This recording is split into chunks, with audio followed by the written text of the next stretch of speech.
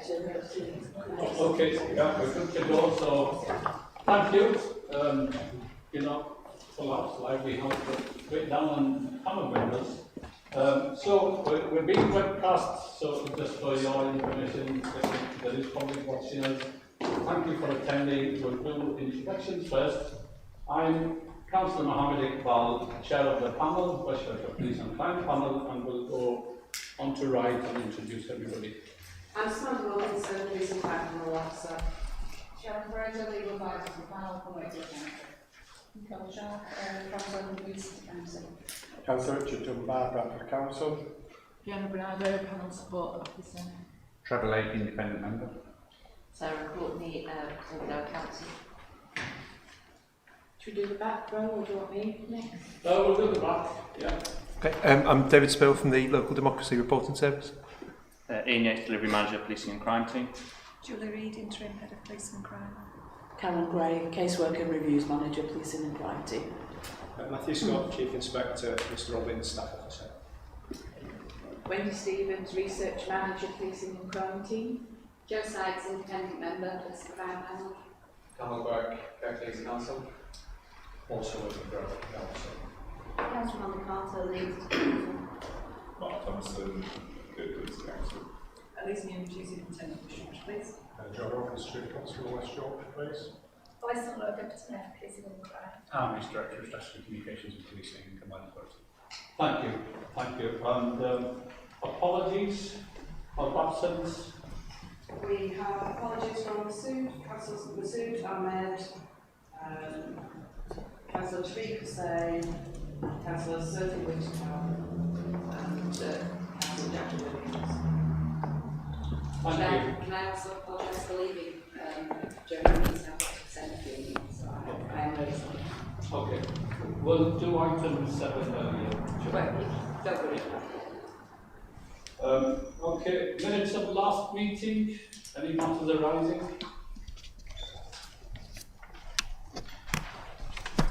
Are we okay to say the true account of last meeting? So, there are some amendments to the attendance. We need to include Councillor Richard Dunbar and Councillor Nicole Sharp. Thank you.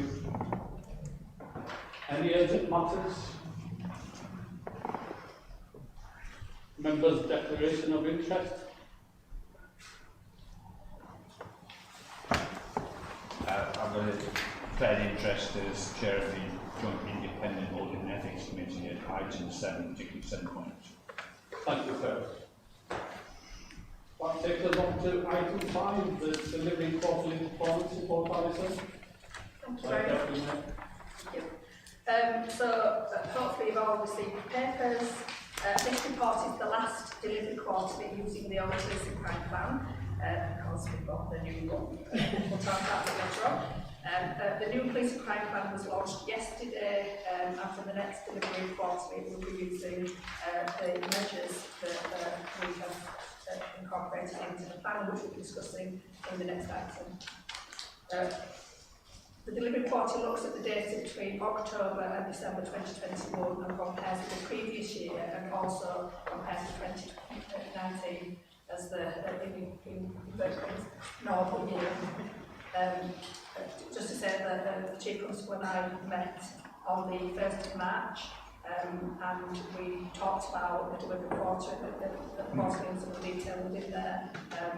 So that's highlighted in the report. We've got some questions about that. And we also agreed a number of papers that we included in the future forward plan. The first of these will be the ASP paper that will come to the next police and crime panel meeting. Other items such as the work of the Economic Crime Unit and information on all calls to police will be included in papers in the future. The covering paper and the main delivery quarterly report have been sent through to you. I'm sure you've got a number of questions, so I shall leave it at that and allow you to ask those questions. Thank you, Alison.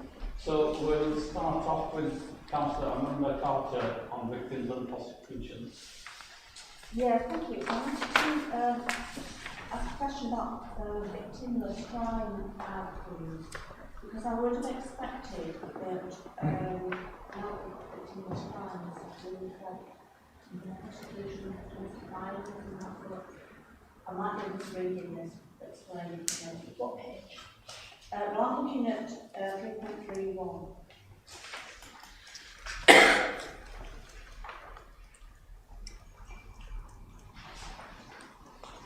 But what I'm really asking is, because now we've got victims' crimes, is there more victim forward to more being prosecuted? So we've always had the opportunity to take people to court without the victim supporting that prosecution. I remember being involved with the police authority a long time ago. That was possible then.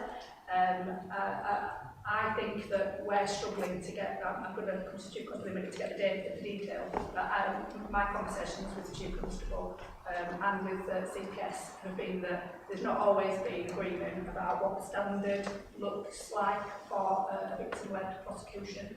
So I shall hand over to Chief Constable to start the detailed question. Councillor, which section were you looking at? Well, I'm just generally asking the question. So looking here at rape offences and domestic violence, and domestic violence has gone up again, which we would expect it to do. So there's two categories. So I thought you were referring to what would be described in other parts around victimless crime, which would be crimes against the state, where there is no victim. That's something different. I think what we're referring to, I hope, is victim-led prosecutions, where the victim doesn't wish to support a prosecution, and the police, on behalf of society, feel as though the harm and risk is so great that we should still pursue those. We primarily do those in offences of sexual offences and violence, most often around domestic abuse, and on very rare occasions sexual offences, just because of the complexity of those. It's a difficult balance to strike in the sense of we are going against often the victim's wishes in terms of prosecution. And again, that causes challenges to the current prosecution service in terms of evidence and presentation of evidence and public interest tests. But I suppose our primary focus is always about the safety, security and future harm to those people. So if you'd like to delve in a bit of detail more specific about it, then I'm happy to do so, but it's... Well, yes, but yes. I understand that it takes quite a long time to get a case to court in these domestic violence cases. And is that the reason, is it because of gathering evidence, or is there some other reason why it takes so long for court to go through court? Frontline police officers, when I speak to them out and around in districts and departments, will say that the recent changes to criminal justice procedures over the last few years have not gone in the favour of prosecution, especially around domestic abuse. So if I give you a specific example without going on for too long around charging advice, so the police will arrest, investigate and seek to get a charging decision. Previously we would be able to get that whilst the suspect is still in custody. So for the last 2 years, prior to COVID, but exasperated by COVID, but this was prior to COVID, we are unable to get a charging decision off on that person whilst they're in custody. We used to get it on the telephone previously. CPS are unable to facilitate that now, so they now require us to release that person and submit a file. Other legislative things have come in that mean that we now have to submit a file that is effectively almost trial ready at the point of submission for first charging advice. So officers are doing redactions, processes of work simply to get advice, and if that advice comes back with no prosecution, it's wasted work. My concern is that for the victims, that there has been, in that time frame, attrition occurs, and people want to see action, but what they see is arrest and release whilst there's a consideration of charge, and that is at least 28 days, if not longer. So there's always work to be done around police investigations, about supporting victims in those and getting people to come forward.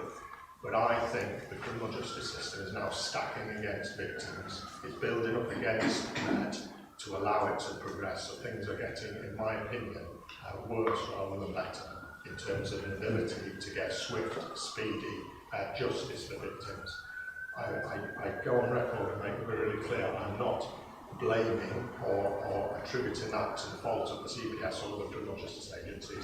It's the system, but that's where we are. So, simple example, if a man fights with a man in a pub and he assaults him, we arrest, we are allowed to charge that offence because it's what is perceived to be at the lower level of injury, section 39 assault. We do have permission to charge that. If he is then released from custody, he goes back to the pub and then goes home and splits his wife's face open, we're specifically excluded from charging that because it's domestic related and the CPS don't want us to charge that, they want to decide upon that. So that's just a sort of example of the friction and the challenges we've got.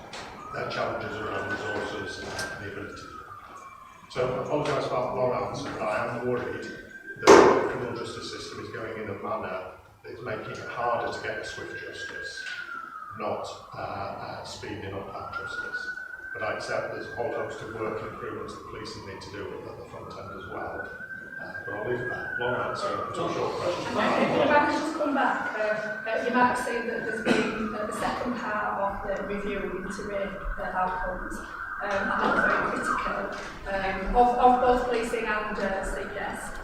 But it is a fact that since 2016, positive rape outcomes have dropped by 50%, nearly 50%. So it is the truth that the situation is getting worse for victims and not better because of the whole system, and that's what we need to understand. And I'm actually meeting Max Hill, the Director of Public Prosecutions, next week with a few other people, and we've been given permission to ask questions, and I've asked about rape outcomes. I've asked about disclosures, and I'm going to be asking about why they changed the rules in 2016 to up the standard. So before 2016, there was you had to get to a 50% burden of proof, and now it's 60%. And since that's 60%, that's why it's now harder for victims of rape to get justice that they got before. It was never great, but it's much worse now.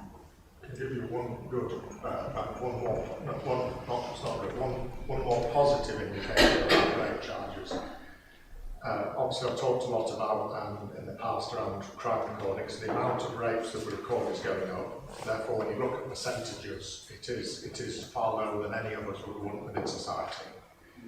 So if you just try and look over the country, we look at it in a different way in West Yorkshire, and the amount of rape charges per 1,000 population, we have the highest in the country. So per 1,000 population ahead of society, the amount of actual charges that go through West Yorkshire charge more than anybody else in the country. Still not enough, and still not where we want to be, but it's an indicator of how hard we are trying locally. If that statistic makes sense, I'm not trying to play with stats, I'm trying to level it across all forces and all of society to say, per head of population we charge more people, and therefore more positive prosecutions going forward. And we're working on the evidence-led prosecution. So I think I've reported previously about use of Good Sam and how we're hoping to persuade CPS that Good Sam is good enough when we go in order to go to court, because obviously sometimes in a domestic abuse situation the camera catches everything, or the Good Sam facility captures everything, and we want to be able to use that to go forward with prosecution. So we've not got there yet with the CPS. I don't know if it's possible, but he could keep us updated with our control. It's very possible, absolutely, yeah. Thank you. That is very helpful because you put so much time and effort on police work, and we don't know what's going to happen, and then CPS decide whether. So I hope you can persuade them in next week's meeting. Thank you. No, good explanation, and gives us a better understanding of the system, how it works. Can I bring Sarah in on this because it's relevant to your question? Yeah, so just around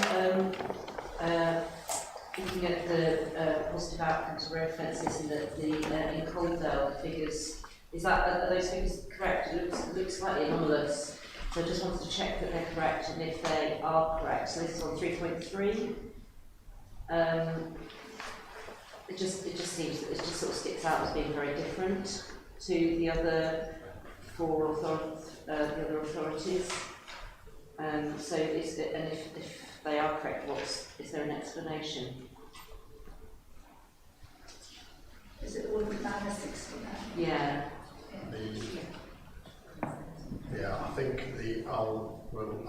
we'll come back to you. I'll let the Deputy Mayor for Policing know the precise answer. My professional assessment at this stage will be it is non-recent investigations. So 50% of our rape investigations are into non-recent CSEA.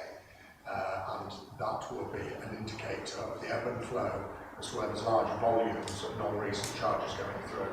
And so it may be that the 321 was a high year for charging for non-recent, which I think it will be the case.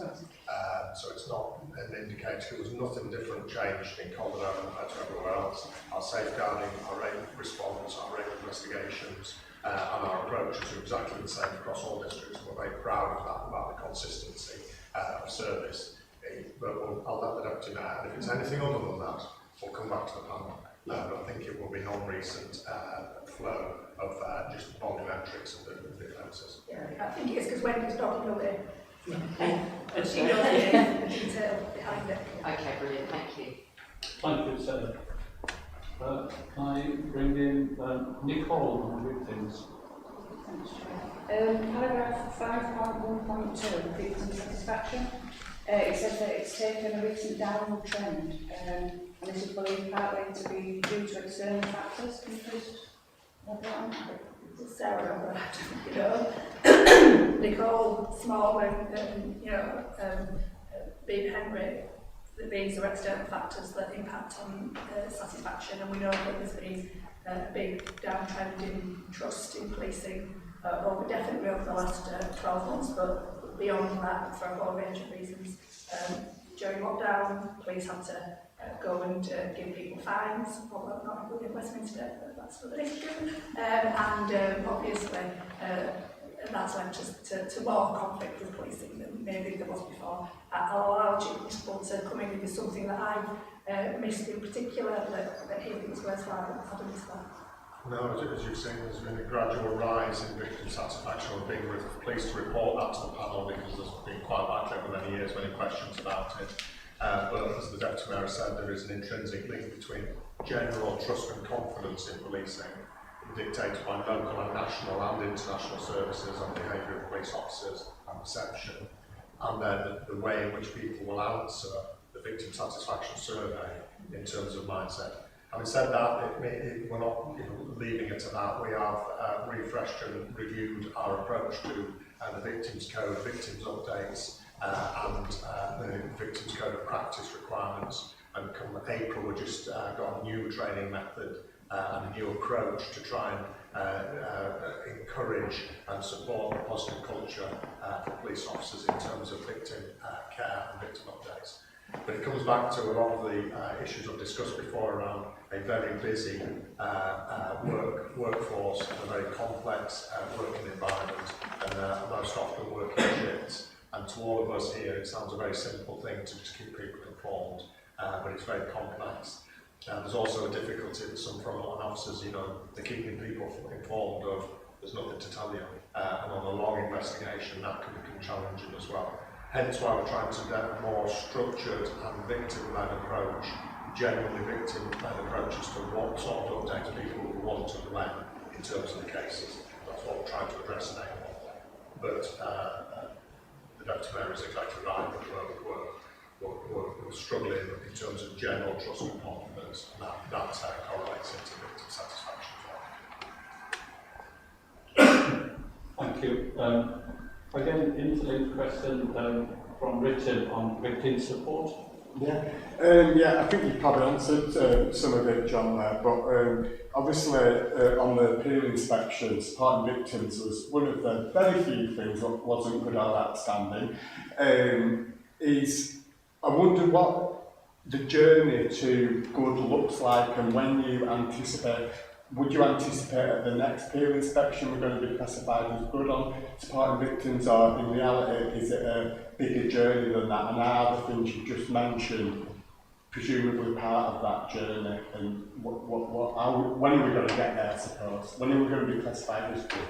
The police and crime panel are always keen to get the Chief Constable to commit to time frames, and I've always declined to do so to give you my assurance that we are aiming for good and outstanding. Of course we are, irrespective of external inspectors and irrespective of anything else. It's what I expect from our police officers to give the best possible service they can. So that's part of the response. I've already partly answered it. We've refreshed and relooked at it, and we're moving forward with a new approach, a new training, new culture, new staff coming in. So yeah, I'm optimistic that we'll be going to good and outstanding rather than staying where we are. But it has been a long-standing challenge for policing up and down the country in terms of that volume and update. And there's no two ways about it. More people give a better service, less people make it more challenging to give a better service. Thank you. Trevor, do you want to ask a question? Thanks, Chair. I had a query on 2.6, the chart we have there, 2.6.3 on page 11 of our pack. And the explanation of 2.6.4 says there's been a slight increase in some. I think that just refers to a small part of the chart. My question is around most serious violent crime, which I understand the difference to 2020 when we were in part restricted movement in our communities, but it's a 9.5% increase on December 19, and the crime involving sharp implement shows an overall 10%, minus 10%. So I didn't quite understand the comment about more recent increase in knife crime, and that didn't seem to make sense to me. I just wondered if there was anything else that we could enlighten us with as to why that would be. It's the only criteria, I think, of all of those that's up on 2019. I just wondered if there was anything more behind it that we could be aware of. Yes. Yeah, so it's primarily around Section 18 and Section 20, Defence Against Persons Act, around the most serious type of assault, and that's around domestic abuse, serious violent crimes, and violent crime of a serious nature attributed to organised crime groups and feuding between organised crime groups. So we're very pleased with the direction of travel of the overall violence and specific around knife crime and others, but that is one area that we are really bearing down and focusing on. Some of it is about recording practice, but I'm not going to say that on this occasion because Section 18 should always be Section 18. Just for people's benefit, that's where there's the intent to commit serious violence and the injuries are so. So it's around domestic serious violent crime and crime associated with organised criminality. And if I could just come in, and obviously we've got some really good measures, some really good performance here around knife crime involving sharp implements, so we can't underestimate the contribution that Ofgemla and the VIU have had on that. And the great news is that we've been given permission to bid for the next tranche of funding for the VIU. And it will be a 3-year deal if we get that money. So if we get it, it's over 15 million over the next 3 years. So that will be a massive contribution to continuing that downward trend. So I'd like to know that. Thank you. Sorry, and just a follow-up question on the 2.6.6. I think that must be a mistake. The comment that the pandemic restriction reduced in March 2020. According to my record, I don't think that's correct, is it? About indicates that when the pandemic restriction reduced in March 2020, because the pandemic restriction was actually introduced on the 23rd of March 2020. So I'm not sure when that's supposed to be. Maybe it's March 21, is it? But I think the graph shows with the darker categories, I think that was the point I was raising, that it's clearly above both years, and there's a concern that you've explained it, so thank you very much. Thank you. Trevor, on the front line, please. Yeah, thank you. In 2.4, shows that there's it's only a small decrease, but it seems that there's a sort of a small decrease in the percentage of workforce in frontline functions. I'm just wanting to check that that's not a downward trend, that it's a blip rather than a downward trend, please.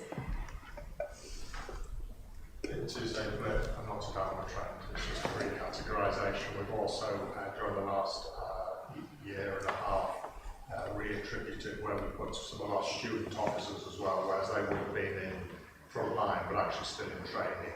we've also put them into a holding code as well to make sure that it's not overinflating the front line, that there is no structural or systematic changes to what we're doing and carrying on. I suppose the positive is, within those percentages, at least there's more and more people within those percentages going forward. Slowly, not quickly enough, but there are more people coming forward. Thank you.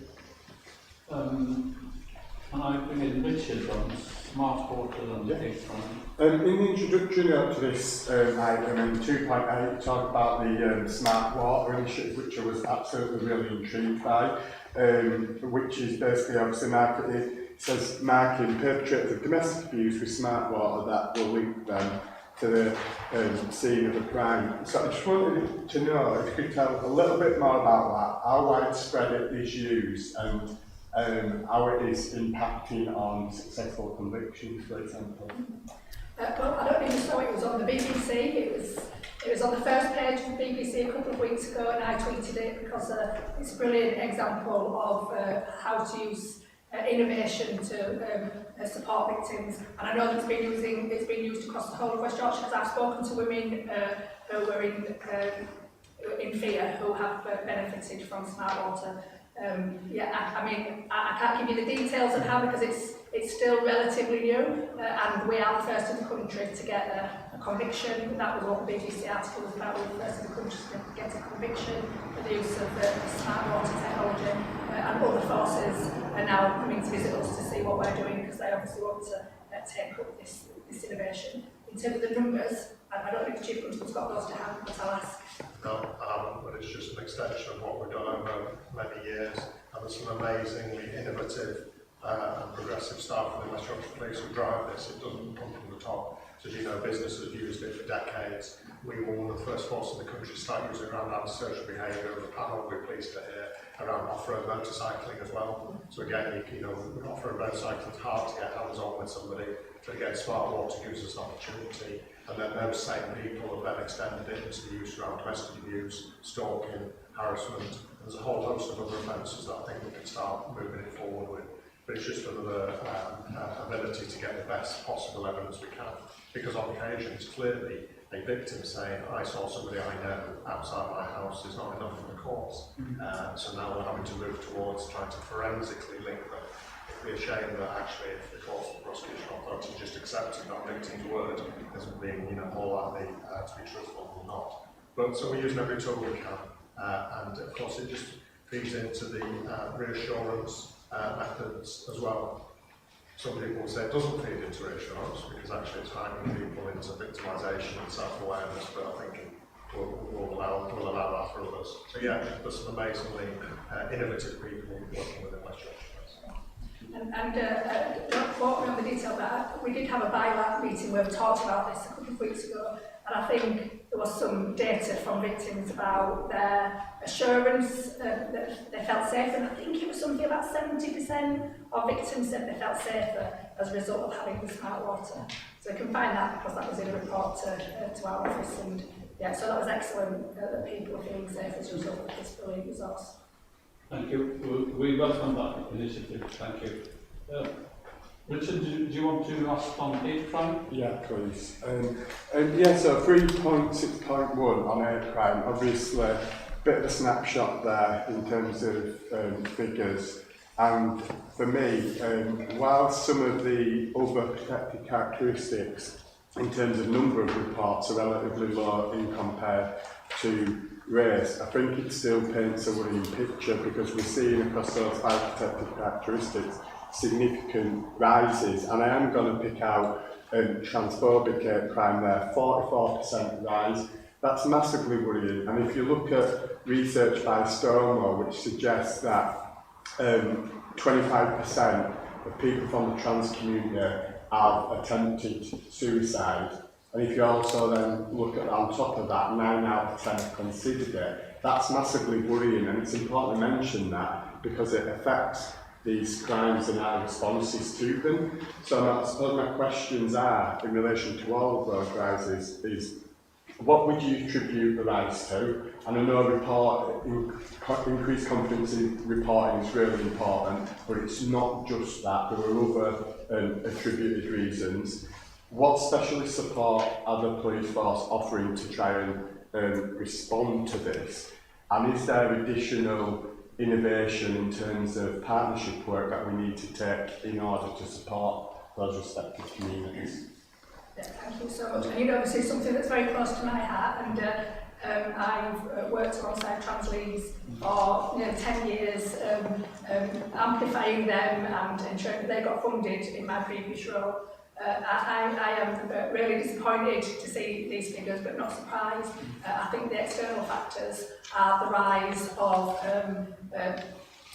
the groups such as LGBT Alliance and comments that are made by the likes of Polly Parker, Posey Parker and all the rest of it. So I think that it's become fashionable to be transphobic, and whereas there's lots and lots of negativity online, and I think that's driving some of these increases in figures.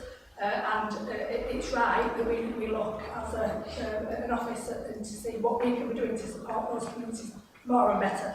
So I know that we are currently funding a range of ISBAs and IDVAs, and that includes arrangements for people from trans and non-binary communities. I've had that conversation back in the office with Julia, and I know that we're funding an organisation to work closely with the LGBT plus communities, but is there more we could do? Absolutely.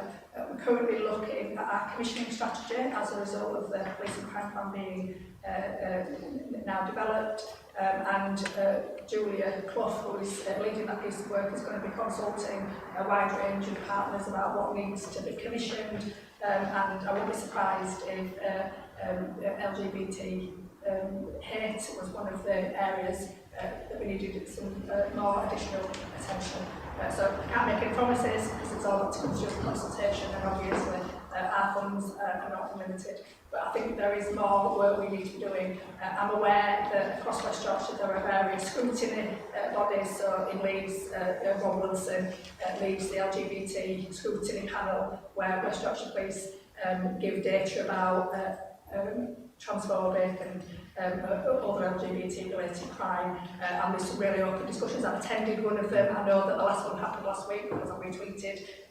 So the police are really open to understanding how they can improve their responses to increase confidence from that community. And I've also met the LGBT network, the staff network at West Yorkshire Police, to talk to them about what needs to be done differently. So the conversations are happening, the action needs to follow, and the confidence from all our communities needs to be high that West Yorkshire Police and all police will respond.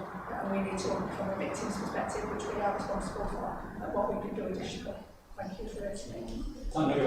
Can I say as well, I've had recent conversations with the new chief in Bradford, Jonathan Parker-Railers, who's responded really proactively to incidents relating to LGBTQ+ crime. So I think we need to give praise where it's due. He's taking a really proactive approach on that. Yeah, I'm due to meet Bob very soon, so I shall pass that.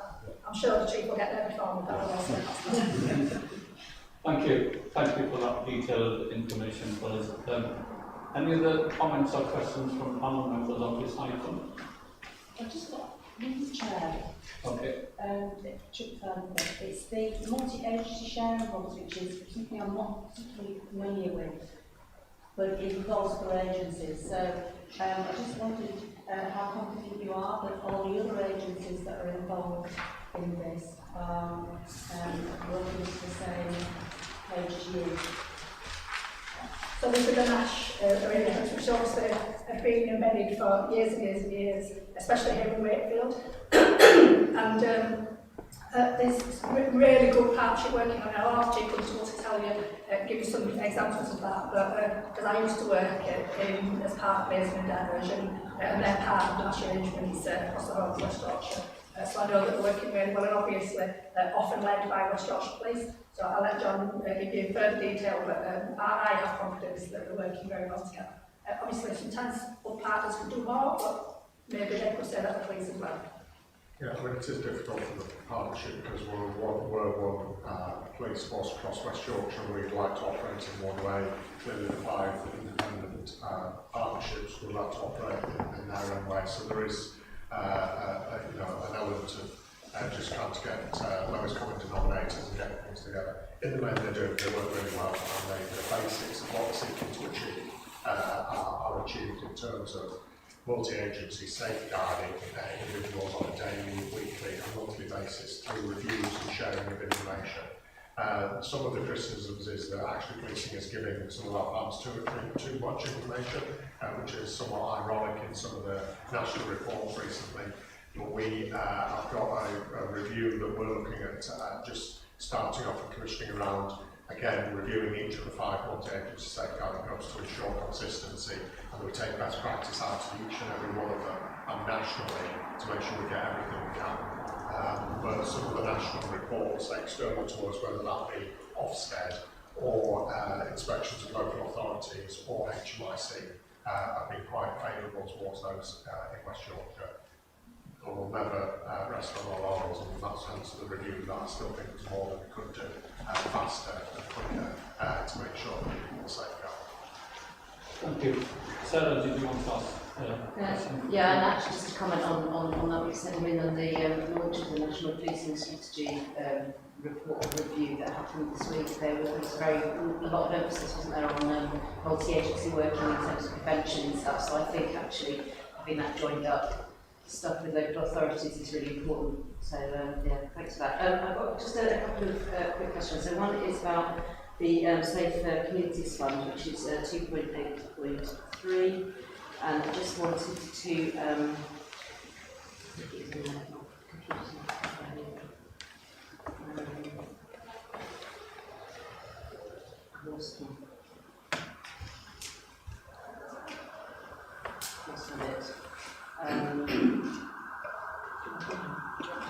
no, it's fine. It's just yeah, thank you. Yeah, so yeah, the Safe Communities Fund. It was great to see that there's been lots of applications for that. That's fantastic. I just wanted to ask, what percentage of those grants will be for, I know that they're not all for keeping women and girls safe, but some of those will be, and obviously you can only respond to the applications that you get. So just sort of a question around that. Obviously, the funding hasn't been awarded yet, or it hasn't all been awarded yet, but so I just want to know about how will we find out about those, will that be published, you know, who the grants have been given to, and then also just about whether outcomes is one of the criteria for, like, so looking at that, it's brilliant to have initiatives and it's brilliant to have funding, but data is really important as well. So in terms of knowing how that money then has been sort of spent and what outcomes that we, obviously we're not going to know those, I mean, it would depend on each project, but just to make sure that will there be an onus on those organisations reporting back on sort of like any, you know, what outcomes that the it's about getting value, isn't it? And knowing that money's been spent on something that then has a positive effect and outcomes. Thank you. Thank you. So I was going to report this back at the end of my annual matters, but we're happy to say now. We had a brilliant awards ceremony alongside the Mayor and Chief Constable, was it last week? Time's gone so fast, and gave out nearly £210,000 to about 39, I think it was 39 organisations, and as you say, we had bids totaling nearly £1 million from over 100 organisations, so it was brilliant to be able to give out so much money. Yeah, we definitely, the majority of those applications, because we've got a little bit spiel about every single one of the 39 on the night, the vast majority of those are contributing to the elimination of violence against women and girls. But the other criteria were early intervention and prevention, which also crossed over with the BOG in many cases, and diversity, equality and inclusion, which again could and did in some cases cross over with the BOG agenda. So I can give you the breakdown, not now because I think that's a question, but again, I can give you the breakdown, but it's all on the website, so all the organisations that were successful is on the website, so you can have a look. I think it's on the website, I can show, yes, it's on this. So you can go and have a look. In the main, really tiny grassroots organisations. In relation to monitoring, obviously these are grants up to £6,000, and we need to be proportionate about the level of reporting and monitoring that we're asking people to do. So everyone has to do a report at the end of the period to tell us how to spend that money, numbers that engaged, and any beneficiary information that we think is relevant. But it's not onerous at all. We're more interested in the activity being undertaken in those areas, really rewarding those grassroots community organisations that are often working for nothing with no recognition. We wanted to be able to say thank you to those organisations and groups, and it was great to do so last week. And we do expect that we'll get some fantastic outcomes. Even if they're accidental, we expect we'll get some fantastic outcomes as a result of that funding. So, for example, one of the charities was set up by the mother of a teenager who was murdered alongside a groomed best friend, and she now runs counselling sessions for other young women at risk. You know, you can't put a price on that and the value that she will be adding to the community that she's serving. But we definitely hope that more people will apply than even apply this time, and we're going to roll out the next lot of applications. Is it in April? I think it might be April the next round. So it's coming soon, and again it'll be on the website. Brilliant. That's fantastic. Thank you.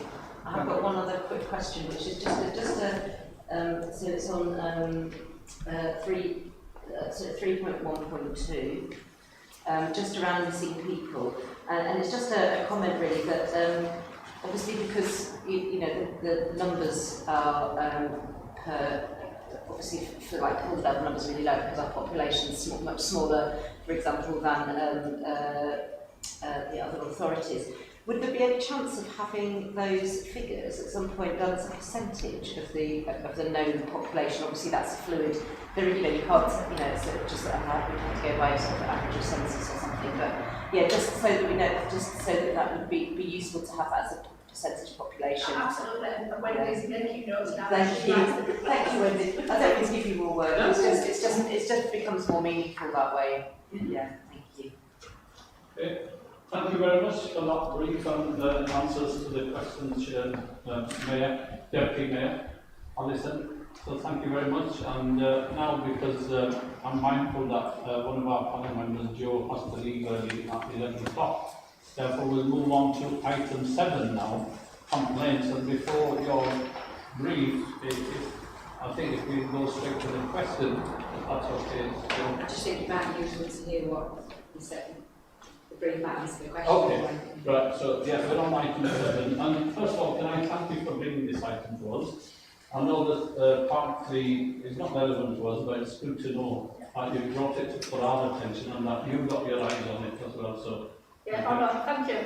And hopefully, I mark my tenure as Deputy Mayor as open, transparent, helping you in whatever way you need to be helped to get the information to hold me and the Mayor to account for the way that we're working with West Yorkshire Police. That's why we're here, and I'm here to serve you. So please tell us if you need something different, you need something more, we will give back to you if we can. Just to say that one of the documents is marked restricted. That was an accident. It shouldn't have been marked restricted. We've definitely got permission to share it. And I'm really happy to take questions, but just to say that some of the answers from Terry, who wrote the report and who is first class when it comes to complaints, we might want to give you information outside of this meeting because of the confidentiality, and also because obviously people feel very passionately about their complaints and their requests for reviews, and we might give you an answer that someone perceives is about them when it may not be about them. So we might want to say to you, can we take that outside of the meeting? Just wanted to give you that as a starting point. So one of the questions is whether or not there's any kind of analysis and trends to look at themes around the reviews that are undertaken. I know there's a reference in there to the system and the challenges that presents, but is that something that you're looking at so that you can understand whether there are specific issues or certain areas where themes of complaint reviews are coming forward? in order to be able to work to address them and reduce the number of complaint reviews, obviously, which is what I'm sure you want. Yeah. So the answer is that it's coming. So Karen, if you want to come to sit at the table and can answer any questions directly, because it is your call. As outlined in the paper, we have experienced some difficulties because of the computer system and not being able to get keywords out. So we can do that manually, and obviously that's a lot of work, but there is an intention to improve our system so that can happen. Karen?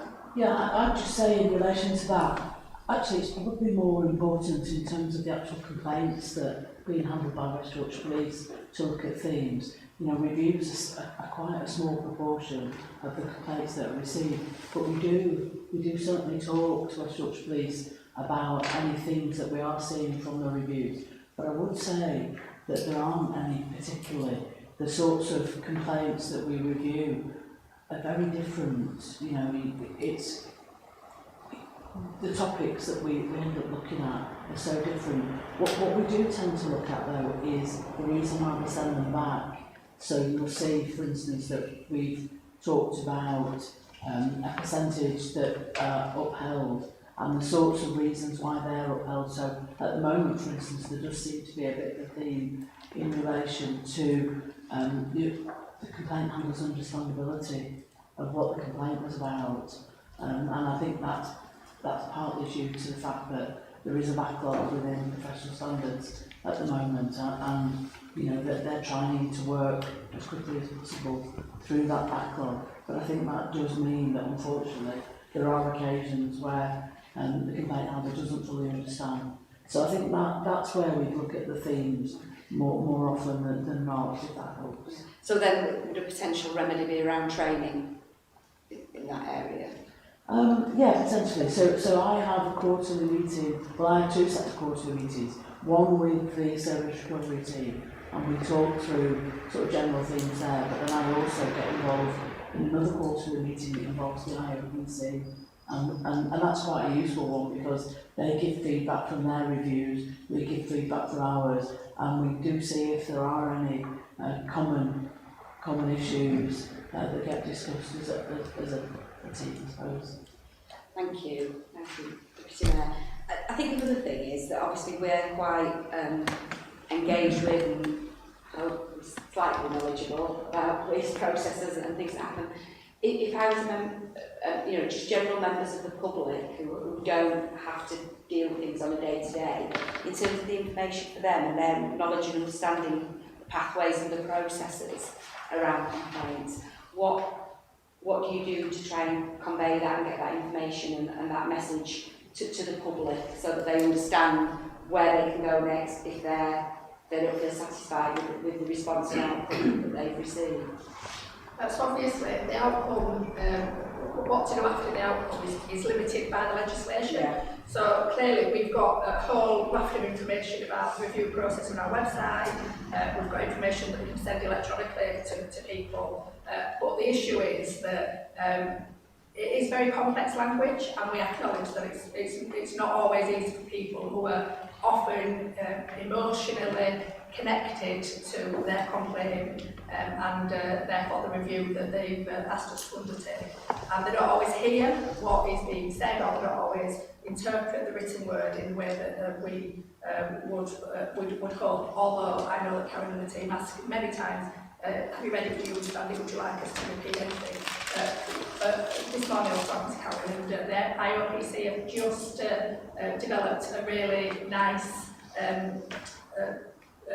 piece of work that really explains things in layman's terms much more easily, so we're just about to have a look at that and see if we can adopt that locally, maybe make a few adaptations to make it more West Yorkshire focused. But we do appreciate that that's something that we've needed to do for a while, but the capacity of the office has been such that we haven't been able to do it. That's definitely something that Karen's looking at introducing to improve that understanding for people. And could we have some feedback on that in terms of timescale as well? Because obviously I think that would be... Well, we can send you the IOPC document straight away, and then you can tell us what you think about it, and we can incorporate any of your views into that. If you want to send them to Sam, and then Sam send them to me, and I'll send them to Karen, or Sam can just bypass me and send them straight to Karen because she knows how to the contractor. And I'll just add to that, we've talked professional standards already about the possibility of them sending something out after they've done a complaint outcome that makes it clear what a review's going to do and also what it's not going to do, because that's an important part of it, and they're certainly very receptive to doing that. So, you know, it is something we are looking to develop. I can't speak, sorry. And in terms of satisfaction, and I appreciate people are only ever satisfied with the complaint outcome if it's gone in their favour. You know, the nature of it, isn't it? You're not going to be. But is there any exploration of that undertaken so that we can look at whether or not there's potential for processes to be reviewed, improved, and the opportunity for people to be satisfied with the process, even if they're not satisfied with the outcome? I think that's one to have a discussion about it, if that's okay. It's definitely an interesting topic, and it's something that we're looking to see what other offices of police and crime commissioners are doing in respect of that. So it's a work in progress, but more than happy to have a conversation. Yeah, I definitely think it's something that we'd be interested in, because it then feeds back into that bigger picture around satisfaction and you know, communities. So and just to say that often people are not satisfied because our role is so limited, and what people sometimes are hoping for is a different outcome in terms of the crime decision, or they want us to overturn the policing complaint decision, and often what they want is outside the power of the review process. And so we have people who are very unhappy with us at the end of that process, and I need to say that our staff get a lot of abuse because they're not able to give people what they want. And that's where that information is really important, isn't it? So that people understand the barriers and the limitations to what's available to them in terms of securing their resolution, and understanding that, and then making a decision about whether or not actually they want to take that forward if the potential outcome that they desire isn't actually ever going to be achievable to them, and ensuring that they know that, and that's where that predates your involvement, but it's so important that information gets out. Exactly, and often, as you will know, because you've been involved in complaints in this body, we will get people who have been complaining about a similar thing for a very, very long time, and then we'll change a word or a focus in order to get it reheard again, and we get that many, many, many times, and obviously that person will never be happy with the outcome. Thank you, Chair. Thank you for bringing that forward. Thank you. Any further comments on item 7? Oh, we just thank you for bringing this report to us. You know, we really appreciate that. You're keeping an eye on it, and you are informed about the activities and procedures and processes.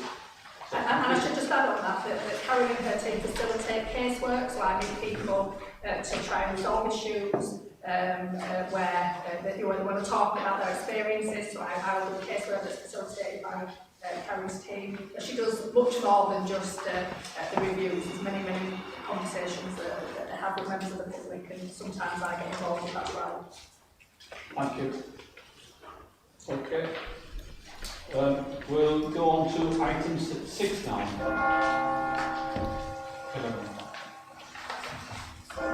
Well, so yes, they're here. The police and crime measures contained within the plan. We're very excited. Hopefully, you will see that we've tried to take on board the comments that we made at the previous meeting and try to incorporate those into the measures. And I'm just really happy to take any questions that you might have. And Wendy's led on this piece of work alongside police will be really helpful in getting this done.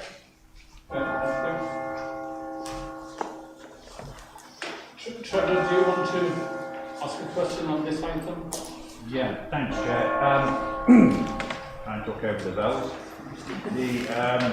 It was a query around police workforce representation. Probably easiest looking at the appendix that we have at the back, appendix B.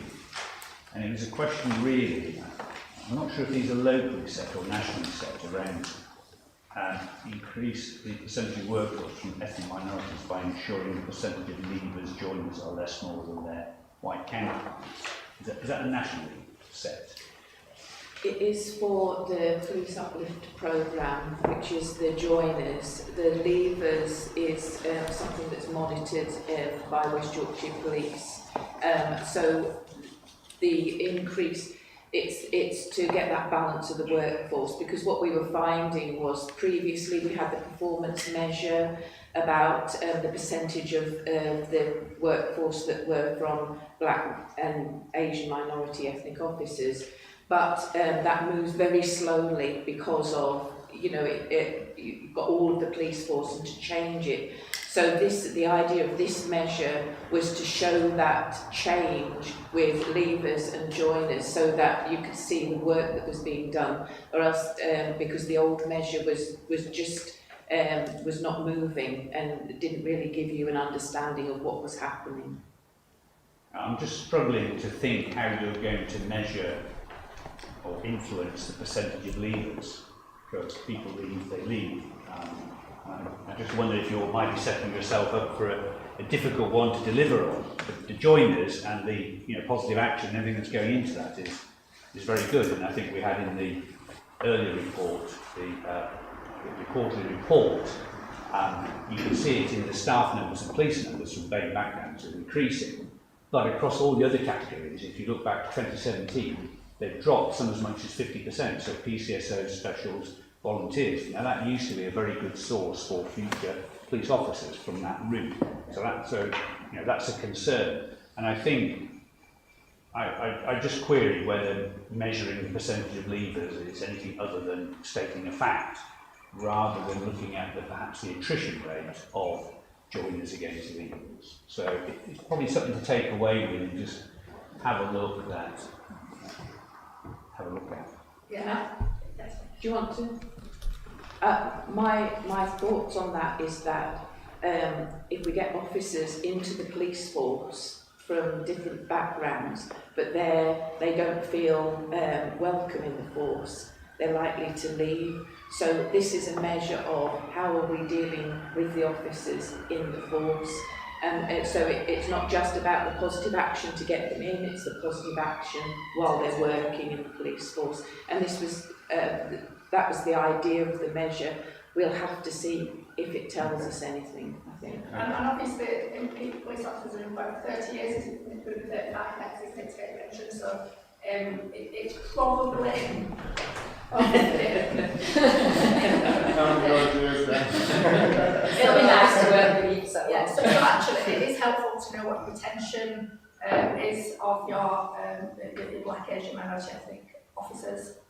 So it's probably a good measure of the culture of the organisation and whether or not it's a safe place to be if you're from a black, Asian, minority ethnic background.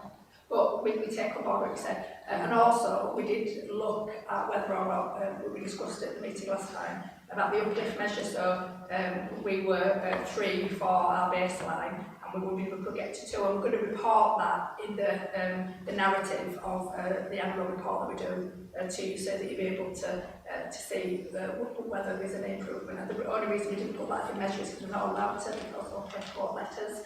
You're not where we don't. We're in charge of that data, and they say that we're not allowed to use it for that purpose. But we can definitely report it to you in the narrative of we do an annual equality and diversity report, so we can put it in there as an annual report. Yeah, I think that'll be really helpful, because in the earlier report it says there's been a small increase, but I think there's something in our papers here around the expectation from the funding that's being given to the force to see a significant improvement on the guidelines and I think that the secrecy around it is the government protecting those forces who don't make the progress and don't want it to cover actually and have any bad feeling about it. That's why they're not letting us use it as a measure. But we'll definitely report it to you. Thank you. Thank you.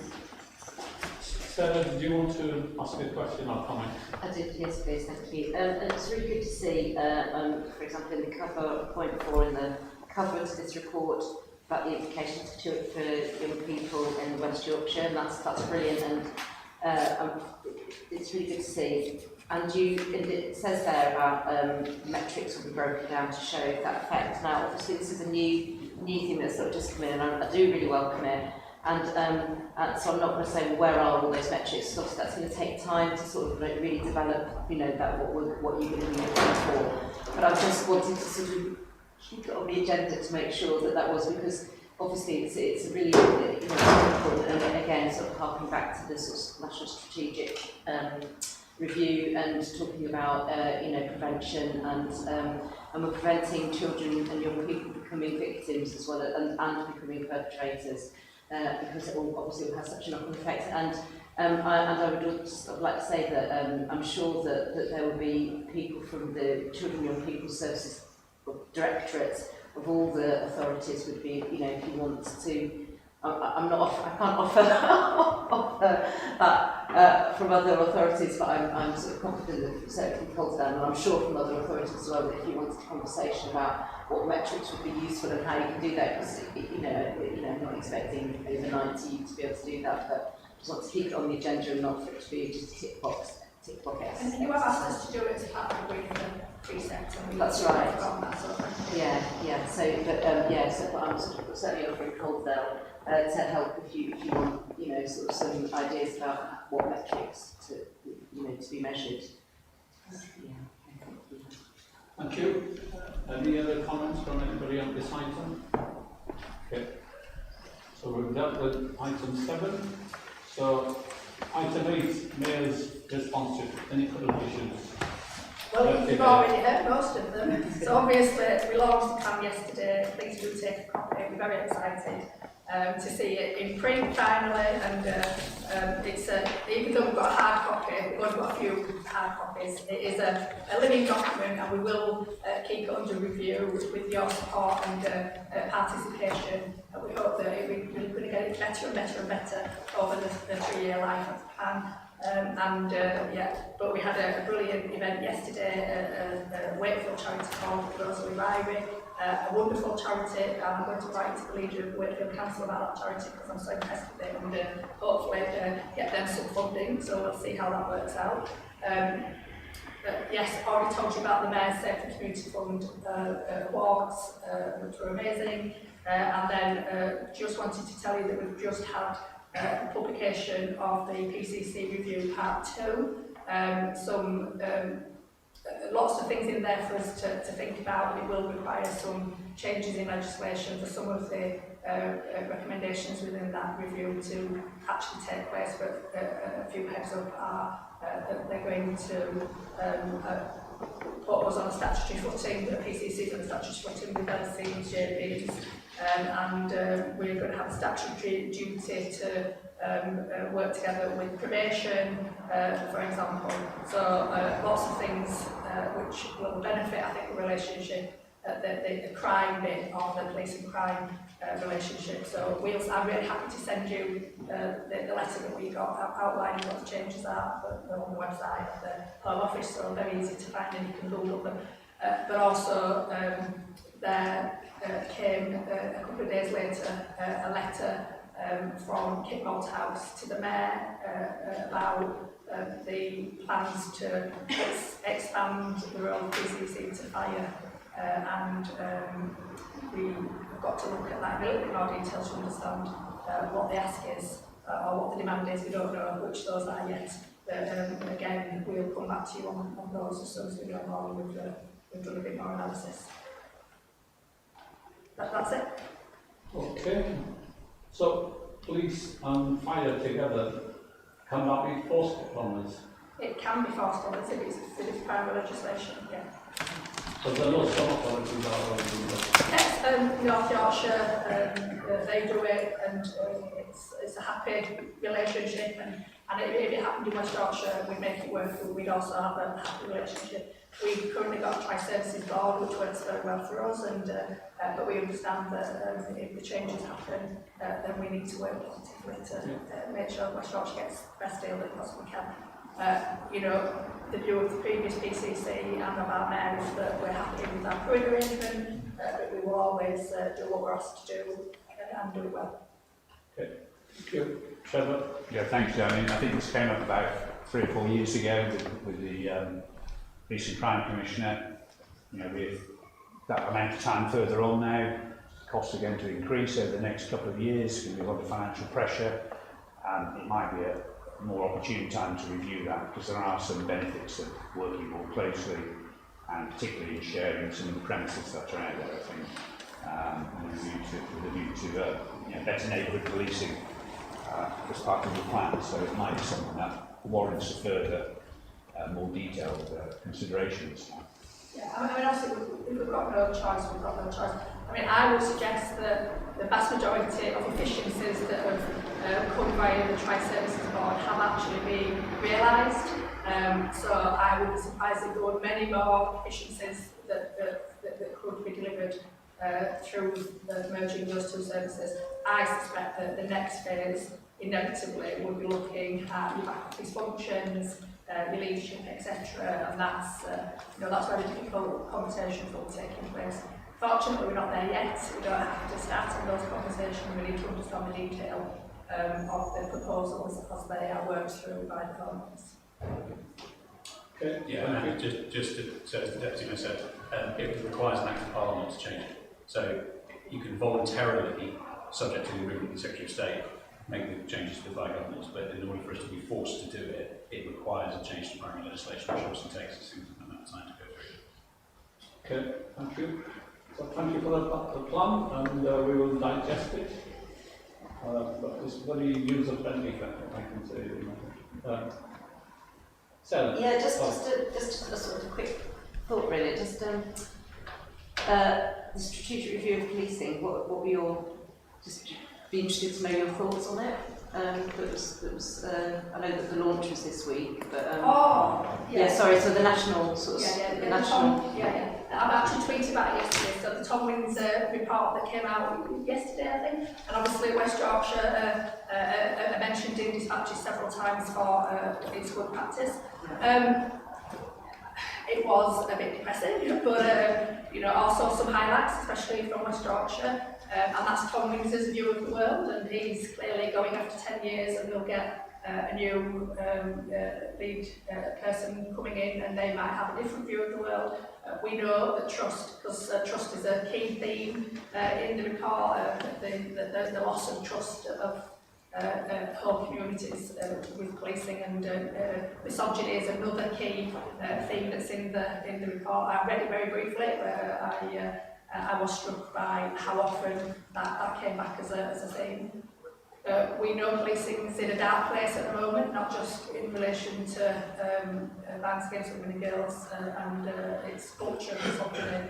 And I talk about policing in England and Wales, not necessarily West Yorkshire.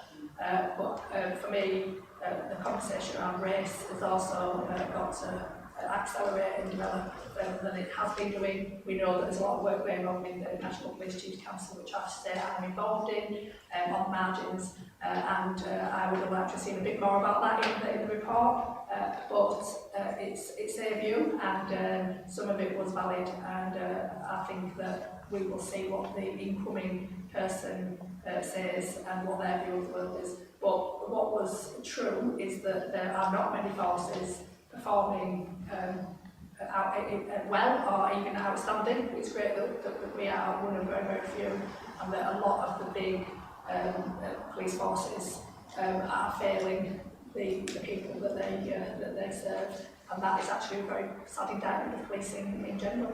So yeah, I would encourage you all to have a look at that. We can send you the link if you can't find it. But yeah, it was interesting. And in terms of the recommendations, because there were quite a lot of recommendations in there, weren't there, that they wanted to, I mean, there are only recommendations that would require legislation changes and that sort of stuff. But I mean, I was just interested in your, thoughts about that, really, about some of the recommendations, and some of the recommendations around, prevention and better partnership working with, sort of local authorities, and there were also recommendations around sort of structural changes, weren't there, around, I think. Oh yeah. those Yeah, sorts of the things. Michael Barb report, yeah, and Yes. also there was a question about should we still have 43 courses, and Yeah. yeah, it's a bit existential. Yeah. So, I mean, rather than comment here on Yeah. a report I read very quickly Yes, yesterday yeah, between yeah, a couple of absolutely. meetings, I think we'll take it away and have a reflection. Maybe Obviously, my view may not chime with the mayor. I would be shocked if that was the case. But she is the PCC after all, so we'll take that away and have a reflection on our perception. We're not the police. We're not West Yorkshire Police. They may have a completely different view of the world from us, and it's a state. It's a sort of state of the policing sector. Report, and obviously the police know better than I do on the outside looking in, but we'll definitely think about it and see whether or not there's anything we need to be doing different, or if there's anything that impacts on our plan, or anything that impacts on the way that we currently work with West Yorkshire Police. Thank you. Thank you. Sarah, there was a debate in Parliament on this, wasn't there? Recently.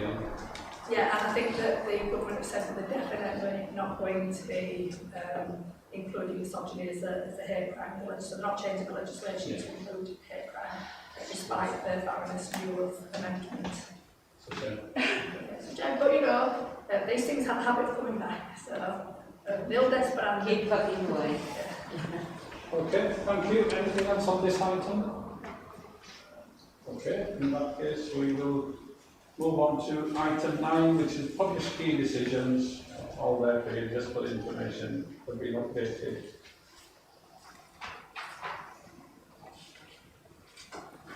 And then item 10, which is the deed action log, which is the report there for you.